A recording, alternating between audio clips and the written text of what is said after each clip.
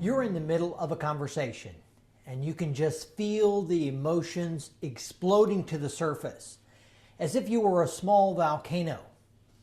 You've just received an emotional message and now you are about to deliver one of your own. While nonverbal communication can sometimes be the most challenging to interpret, emotional messages can be very upsetting and the beginning point of trouble in interpersonal communication. Let's spend a few minutes talking about the problems with emotional messages and how to achieve competence in dealing with emotional messages. The word problem is a pretty realistic word for this issue because most of us have a real problem with emotional messages. Emotional messages are at the center point of interpersonal communication, a term we define as verbal and nonverbal interaction between two or more interdependent people. When we are having an emotional conversation, it's usually filled with not only the verbal communication, but also plenty of nonverbal communication. These emotional conversations become communication events. When we describe communication events in our everyday language, we use much more visceral descriptions. We're arguing, fighting, or loudly discussing. Whatever you want to call it, it is a communication event. An event because it's impactful and can be a watershed moment in the relationship.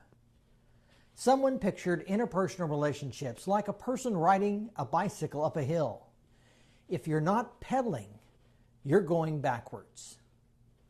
These emotional messages, these arguments, these communication events, whatever you call them, are filled with emotions. They are filled with emotions like joy, fear, surprise, sadness, disgust, anger, or anticipation. Sometimes we are physically shocked by a loud voice. Sometimes we react to a message psychologically because of an experience we've had that generates our own unique emotional response. And other times we experience the emotion because of how we're raised, our cultural, our outlook on the world. Whether we're encoding or decoding messages, these same types of influences impact our interpretation of emotional messages. Emotional messages are a problem because it involves our skill to interpret and send verbal and nonverbal messages, and now we just threw this entire conversation into a blender of emotions. Emotions encapsulate the message, and emotions encapsulate our response. The question is, how can we win in the midst of this whirlwind of a communication event? We need to find ways to achieve competence with emotional messages. The first way to achieve a level of emotional competence is to realize when we hear emotional messages, we should realize what is happening.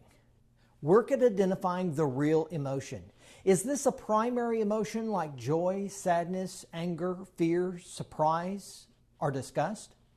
Or is it a secondary emotion that combines two or more of these emotions? Are you angry, but in reality you are scared of losing someone? Deal with the real issue. We all have buttons, hot button issues. Issues are conversations that we react to immediately just because of past conversations or experiences. We might have someone speak to us in a way we consider offensive, but the reason really has little to do with the person standing here in front of us. As I've said, the reason we're upset might not be even because of the conversation we're having at the moment or the immediate situation. But the fact is, we all know when our button has just been pushed. To achieve a level of emotional competence, we must realize when this happens, we should step back. Knowledge and awareness of self and knowledge and awareness of information should give us power. You should be different as a communicator because you've learned about this information. By stepping back, we can see outside of the conversation and ourselves. It's as if we can look down and see and begin to analyze, and then catch ourselves before the big red button of emotion is pressed. Emotions can be hard to interpret in others and hard to understand. So slow down and learn to be competent in dealing with emotional messages. A second way to achieve a level of emotional competence is to realize when we hear emotional messages, we should respond with care. When we receive an emotional message, we often go into defense mode or protection mode. Before you respond, consider these strategies. The first strategy is to be willing to own your own feelings. Be able to, as you step back, to describe to yourself what you are feeling or what emotion you are experiencing as you hear an emotional message. There's power in being able to identify the emotion as well as power in being able to identify the reason you feel this emotion. Remember that you can't control other people's emotional messages, but you can manage your response. Many times our response is not related to the person standing in front of us. We're having an argument with a past experience or person who hurt us somewhere in the past. The second strategy is to know when your emotions might have the best of you. There are times when you need to ask the other person if you all can resume the conversation later, when you have a chance to think on things, or when you can be in better control of your own emotions and be ready to listen. The third strategy is to make the emotional message you send as a response appropriate and consistent with the larger picture of the relationship. Don't get caught in the emotion of the moment. I've often told myself, this is the person I care about more than almost anyone else.